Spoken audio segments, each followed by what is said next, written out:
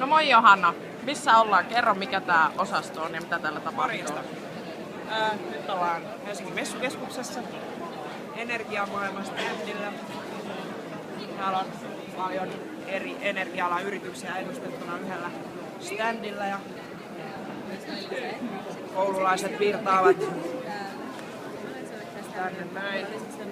Mitäs tässä osastolla tapahtuu? No, me kerrotaan meidän firmoista. Sitten meillä on tämmönen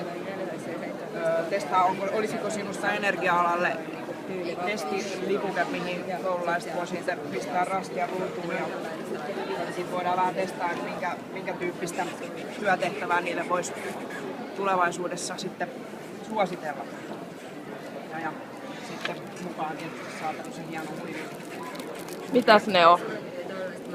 Tuubihuivi. Niin, sulla taitaa olla kaulassa. Joo, tää on tämmönen, menee moneksi. Päähän, huivi, kaulaan ja vaikka mitä. Joo, ja meillä on täällä eri yhtiöiden edustajia. Sitten meillä on tuolla Oppo-paketteja, missä Joo. meillä pyörii tuossa screenillä tuommoista ammatinvalintavideoa. Okei, tällainen osasto. Kyllä, tervetuloa.